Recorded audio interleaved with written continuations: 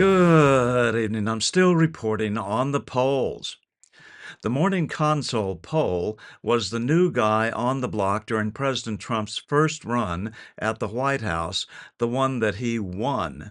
Morning Console was established in 2013.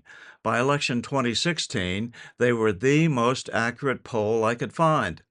They had to build a good reputation to lure in the big money for the next election cycle, so they had to be accurate. Today, in election 2024, they have become the official polling partner of Politico, Fortune, the New York Times, and Bloomberg News. In other words, leftist for sure. In fact, the group Media Bias Fact Check rates them somewhere between left of center and left wing in their bias and credibility department.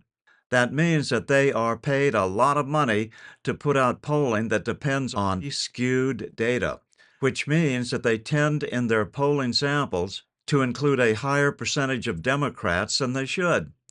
These skews are easy to hide from all but top polling experts. The trick is that in the last few weeks, they have to start being more honest because at the end of the day, they want to be right at the very end of the campaign so that they can maintain their credibility, so that they can get their paying customers to pay to conduct polls the next election. This methodology strongly favors early voters and mail-in ballots because they come in very early in the process before the pollsters finishing tightening up their polls to reflect reality. So it's a very careful game that these pollsters play who court the big money from the wealthy organizations. Skew your polls to the left before October to catch the left-wing voters, then gently start to bring them back to reality as the election hits the last week or two. Well, according to Rasmussen, that shift to the right is just beginning to happen now. The race has not really changed. The polling is not really any different, but exactly what we predicted is playing out right now on the national stage as people finally come to realize desperately that Kamala Harris is actually losing right now. And it's a slow motion train wreck as the few remaining mainstream media outlets with a shred of credibility prepare their viewers for what appears to be, barring like an act of God, an inevitable Harris loss. I call it the loser narrative, the point at which the uniform Democrat machine press is no longer able to convince the world that this is a vibe election driven by the next hot consumer product candidate. And if this is what the rest of October looks like, it is going to be a pretty ugly month for some people. But let's go to Real Clear Politics, and it is still Harris +2, but I think this is the week of, as Scott Adam puts it, the great pollster true up, where anybody who wants to be accurate needs to start shifting all of their propaganda polls back to the right. We're already starting to see it with Reuters Ipsos. I think they got all the way up to Harris +6, but they're Harris +2 now. Yahoo News has the race tie. Quinnipiac has the race tie. CNN has Harris +1. Emerson's got Harris +1 too. I think based on their state polling, you might see Emerson come back right a little bit. Morning Consult is probably going to be the one hanging out there all by themselves, way out to the left. But even so, again, look at where this race has been for literally almost 2 months now. It's been at roughly Harris +2. So anybody who tells you this week, all of a sudden the polls look really bad for Harris, no, they don't. They've looked bad for her this entire time because Harris +2 is just not good enough. At this point in 2016, Clinton was up 5.8 and Biden was up freaking 10 points. So yeah, the issue is that polling is only one leg of the tripod. You got polling, then you have the betting markets and prediction stuff, and then you have all this stuff that you could look at about registration advantages and get out the vote efforts and early turnout stuff. I can show you who to follow for that kind of stuff. But this loser narrative I saw coming for a long time because according to the polling, she's losing. This says Trump is only winning Pennsylvania by 0.3 points. And we had the Pennsylvania race tied.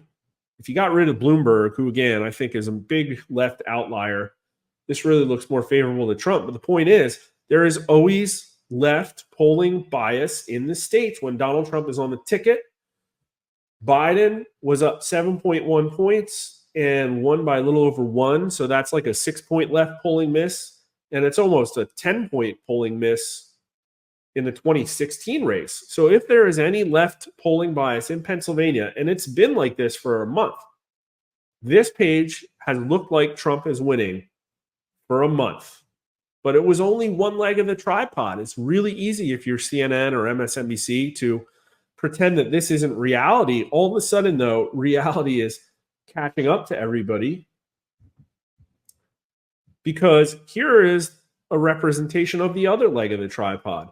This is the betting market. And for the longest time, too, this has been deadlocked in a really tight race for like literally a month in a way that didn't reflect the polling at all. Now, there are multiple betting markets. I just like the look of this one. I like these guys best. And it's a really deep market. I think $1.6 billion has changed hands just in this one bet alone.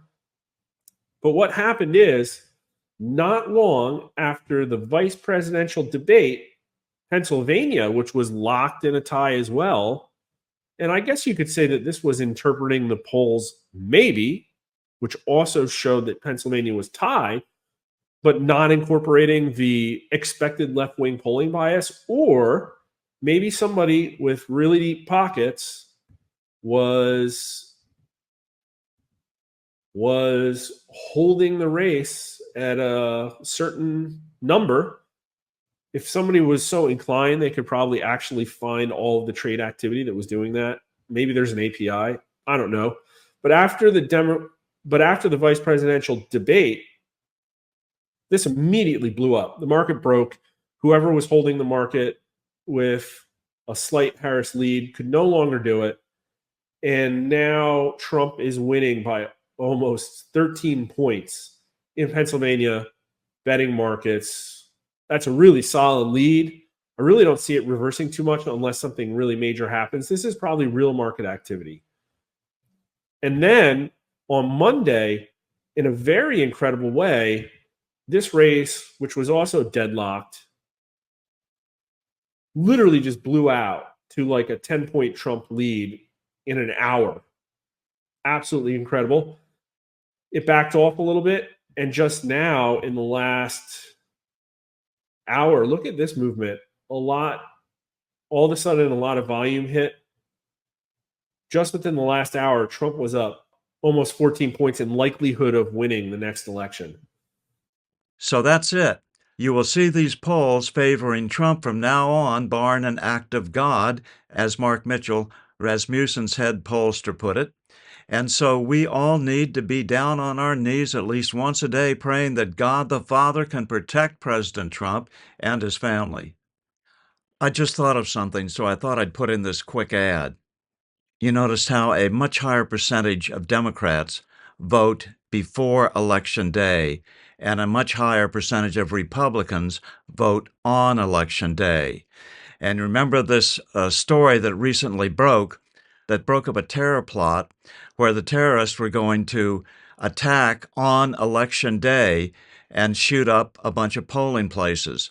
What if this happened nationwide? What if it happened one group in every state even, and it would be spread all over the news that polling places were being shot up and people were being killed?